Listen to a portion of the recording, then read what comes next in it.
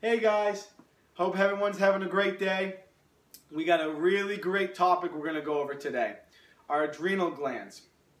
So in functional medicine, our adrenal glands are really important to us. It's one of those aspects of health that is kind of looked over and not focused on. In functional medicine, this is really important to us because we know how much our adrenal glands can affect our health. So real quick, what I'm going to do is we're going to go over how they work. So our adrenal glands, when we receive a stimulus in the brain, in the hypothalamus tells the body to release CRF. CRF is corticotropic releasing factor. So when that's released, it travels to our anti-pituitary gland. So when that CRF reaches the anti-pituitary, it releases ACTH, adrenocorticotropic hormone. Once ACTH is released, it goes to our adrenal cortex. And here, this is where we produce, the mother of the topic, cortisol. And then cortisol is released, and it does its job. When we have enough cortisol, this process here is considered a negative loop feedback. So basically what this does is when there's enough cortisol being released, it tells the brain in the hypothalamus that we're done releasing cortisol. It shuts it down. This axis is known as, or this series is known as the HPA axis, or the hypothalamus pituitary axis, which is really important, and I think it should be at least mentioned. Also, the HPA axis is in association and linked to the HPT axis, which involves our thyroid gland. So again, I just wanted to be mentioned, our thyroid is something we can go in a whole nother video, but it's really important to know that our HPA axis, our adrenal glands, and our thyroid axis, HPT axis, are linked together and they kind of feed off each other. So why is this important? Why are our adrenal glands important? Well, because first off, we can exhaust our adrenal glands. We can cause an incorrect amount or not enough of cortisol to be released from our adrenal glands. So as you can tell, the adrenal glands release cortisol. Cortisol is a glucocorticosteroid. So basically what that means, it's a big word, but what it means is that it helps regulate our glucose from the liver. It also is involved in stabilizing our blood sugar levels, okay? And also that it's a stress hormone. So cortisol is a stress hormone. It's huge, regulating our stress. You might know or have heard of the catecholamines, which is our fight or flight response. That probably is a little more familiar. So our cortisol is all regulated and intertwined with our catecholamines, which help us react to stress and handle stress and help regulate our norepinephrine and our epinephrine, which is associated with our catecholamines. Also, really important, that cortisol is considered a catabolic hormone. So basically what catabolic means is that it breaks down. It's a breaking down hormone, which you hear break down the body, you get a little scared. That's completely fine. Catabolic effects are okay as long as we have an even amount of a catabolic process going on and an anabolic process going on, building up. But back to catabolic. So cortisol will help break down our cells, will help break down our bones, will help break down our muscle, so they can all be repaired and built up. So that being said, we'll move on to our next why is an important key point. So cortisol can affect our female and male hormones. Cortisol helps regulate our estrogen, our progesterone, our testosterone, all important parts of our hormones. So if our cortisol is impaired or we're not producing enough cortisol, it can throw our female and male hormones out of whack. So this is why, we might be feeling some irritability, some fatigue, maybe getting those sweet cravings, uncontrollable sweet cravings, or those headaches, can all come from irregular cortisol producing irregular hormones. Our next one is that it blocks mineral absorption and is catabolic. I've kind of already gone over that, of the catabolic part, but you'll see what I'm attesting to here. So, the reason how it blocks our mineral absorption is if we have excessive cortisol production, we're unable to deposit our calcium correctly. And instead of depositing, bones, and it ends up being deposited in our joints, into our blood, and it can wreak havoc. And that's why we could get buildup of plaque. We could get a lot of arthritis and multiple issues with that. And also, it being a catabolic hormone, if we're exercising and we need to rebuild our muscle, we're unable to rebuild that muscle because we're constantly in a catabolic state. We're constantly breaking down muscle, breaking down bone. So we're never in the up phase of our repairing state. We're always in the down phase. We're always breaking down. We're always in a repair mode, but we're not on the way up, repairing our muscle, repairing our bones. So that's another huge issue if we have excessive cortisol or we have burnt out cortisol. Next point here, which is probably the biggest point that I'm going to talk about, and I'm kind of going to harp on here because it's really crucial, is that cortisol helps direct our immune function, and not only our immune function, more specifically our secretory IgA. So basically what happens is that when cortisol helps direct our SIG, I'm going to refer to it as SIG, that's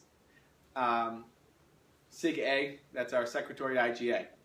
So SIG-A is our first line of defense. So when you think about a pathogen or a virus or a fungus or any type of infection trying to attack the body, SIG-A is the first line of defense.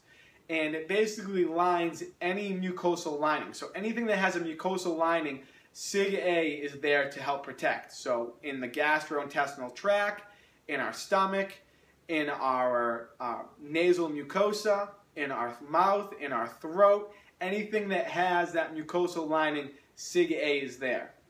So you're wondering, how does cortisol affect SIG-A? Well, when cortisol helps with the immune function in immunocytes. And immunocytes are the main producer of SIG-A. So if our immunocyte production or immunocyte function is impaired, we're not producing any SIG-A. So that means our line of defense is down and we're susceptible, like I said, to yeast, to bacteria, to fungi, to viruses. It's just a lot easier to become infected and become sick. And then the next part we're going to talk about here is our cortisol helps cortisol helps keeping us having a stable bacterial biome. So if we have an impaired adrenal gland, we could result in dysbiosis, leaky gut, and depression. So dysbiosis basically means that we have more bad gut bacteria than good gut bacteria. So in a body, it's okay to have gut bacteria, but we want more good than bad. Because of that SIG-A not being produced in the correct amount, in the stomach we are more like I've already said, we're more susceptible to infections, to pathogens, to yeast overgrowth. So we get that feeding of bad bacteria in the gut where we don't have that line of defense to get rid of that bad bacteria. So the bad bacteria just ends up feeding off of itself.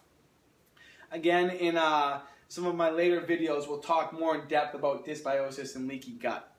So leaky gut, what is that? Basically, again, we have SIG-A that is depressed. So we're more susceptible, again, to pathogens. So what happens is the walls of our gut, where it's supposed to be, locked tight, nothing's is going to be able to get through, becomes permeable, and we actually leak out food particles into the bloodstream. And this causes a whole slew of issues and can result in many autoimmune disease, can result in SIBO, and it's a whole nother video on its own. So that's another issue that we run into when we have an impaired adrenal gland. And then depression. I know it seems strange, how does the adrenal glands, how do they cause depression?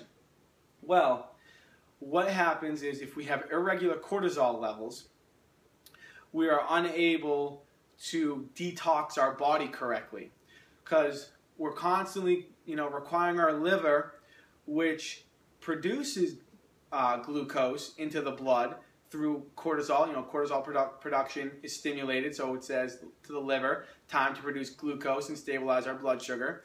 And we're constantly telling the liver to keep producing glucose, and it gets burnt out.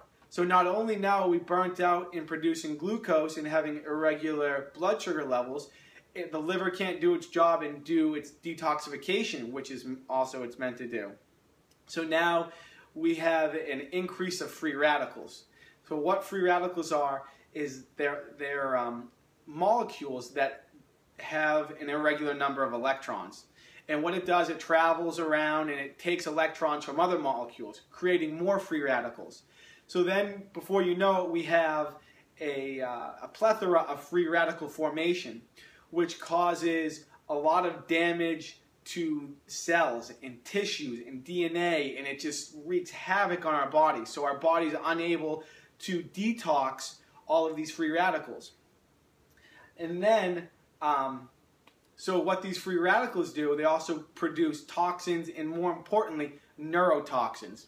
Getting to the point here, key point is neurotoxins. So, neuro, brain, toxins, bad. So, toxins that attack the brain. And what they do is they'll create irregular levels of dopamine and serotonin. Let me backtrack a step here. But these neurotoxins also cause for improper or irregular signaling of our neurotransmitters in our brain and our neurons. So our neurotransmitters in our neurons aren't, performing correctly, and that's why we get, brain fog or brain fatigue, or you have, having trouble with your memory, or you're just fatigued all the time because, your brain's constantly working in overload along with the multiple other processes that are in overload. So back to the neurotoxins and the dopamine and serotonin levels. So if we have neurotoxins that are creating irregular dopamine and serotonin levels, those are what basically stabilize our brain and keep us, pretty even keel. There are happy-go-lucky neurotransmitters in the brain. So if those are out of whack, then we feel depression, we feel, just not right at home. So that's basically what that causes there, and that's all driven from cortisol. And I know you're asking, the big picture here. Why do you care? Well, not only is it your body that we're talking about, so obviously, you should care, but it's our today's society. Today's society, we have everyone who's on this excessive exercise fad where, they're constantly working, doing marathons, doing Tough Mudders, doing CrossFit games. We're constantly, in this fad right now where excessive exercise is good. There's no such thing as bad exercise, or too much exercise. There's definitely a thing as bad exercise, but there's no such thing as this excessive exercise. And that today's society, where, a lot's thrown at us and a lot's required for us, so we get excessive stress, stress to the point where it's uncontrollable, again, which will, all this will affect our adrenals. And we're just not given the correct information today on nutrition. And then, I kind of put calorie restriction here because, again, another fad that we're in right now is, let's eat less, won't take as much food in, And if we burn more calories, since we have less coming in and we have more going out, we're going to lose weight, which is another big, no-no, and a big lie, unfortunately. Well, I mean, I love eating, so I have no problem eating and exercising. So, why is this all pertinent to the adrenal glands? Okay, well, with excessive exercise, we're, implying an excessive stress to our body. So again, we're burning out our adrenal glands. There's this, they can't meet our demand, so we're constantly telling our adrenal glands to produce more cortisol, produce more cortisol, produce more cortisol, and eventually they just get burnt out. So when our cortisol is burnt out, we have we have a very regulated system that kind of depends off one another. So when we have an increase in cortisol will cause a release of glucose into the blood. Glucose comes up, and then we have what's called insulin. Insulin, which is our fat storage hormone, will then be released to bring down that high level of glucose or high level of cortisol, and then it kind of ebbs and flows. So as cortisol comes up, insulin comes in and brings it down.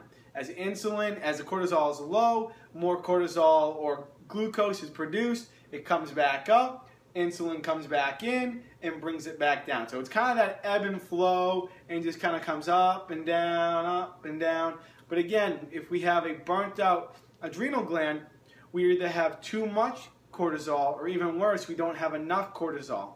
So when we exercise, we're putting that stress on our body, increasing the cortisol, and then insulin comes in, and basically what happens is our adrenals are burnt out, so we can't match the insulin production to release more, glucose and release more cortisol. So we're in this high insulin state, and we're constantly just in fat storage mode, and we're storing fat. So that can be a pretty common issue with burnt out adrenals, is we deposit more fat. And another issue, we're in this this fad where everyone wants to run, everyone wants to do high tempo cardio exercise, and again, it's another thing that we're producing this state of high stress. And again, if we're in a state of adrenal fatigue or adrenal burnout, we're unable to repair the body. We're constantly applying the stress. There's no cortisol coming in, and we're unable to repair. Again, I'll go into another video. More strength and conditioning performance versus cardiovascular conditioning. I'm definitely more opposed to, or more on the side of strength conditioning, but that's a whole other topic. So back to our cortisol. So also, if we look at our primal days, our body was meant to release cortisol when we, again, apply to stress. We have, lack of food. We're scavenging and trying to, hunt down our next meal for days. So what happens, again, like I've already said, our insulin skyrockets. So we store fat. We're able to live longer. We're able to use that storage fat for later when we're starving and it's been days that we haven't, killed that lion or hunted down the deer. So our body has adapted and made us to, release insulin and store fat. But now that we're in a society where we have excessive stress, so we're shooting up that cortisol, which is going to cause the insulin to come in and store our body fat, but we are at no point in time having to, go for days to find that lion or that deer. We have excessive calories at our disposal, and so we end up having that high stress with the intake of calories, which is cause for a double doozy. We end up storing the insulin, the fat from the insulin. We also are jacking up our calories at the same time. So that's another issue. So basically, at the point of this is that we want to be healthy, we want to exercise, but we need to do we need to find that correct measurement of exercise. You should feel healthy. You should feel almost invigorated and rejuvenated after your exercise. You know, I tell people I work for that exercise high. You know, after I'm done with that workout, I feel like I'm on top of the world. You know, I'm done with my workout for the day, and it boosts me and kicks me through for the rest of the day. So definitely that's what I work out for. And if you're not getting that feeling and you feel like, man, like the next day rolls around and you're like, oh man, there's no way I can work out again. My body's dead. I'm so fatigued. I'm so sore. You know, just the list goes on and on. That can be a huge result of, you know, adrenal fatigue. So that's another issue that we have to address. Basically, at the end of the day, the adrenals are super important. You know, you never really think about those two little small glands that sit right on top of your kidneys, how they can do so much and affect so much in the body. So really important that we stay on top of our adrenal glands. And we have tests. I run tests. I run tests that assess your adrenal gland activity. We run adrenal gland panels and measure your cortisol levels and measure your DHEA levels. So we know that your cortisol is, you're producing enough cortisol, you're producing enough DHEA, and your adrenals are functioning optimally.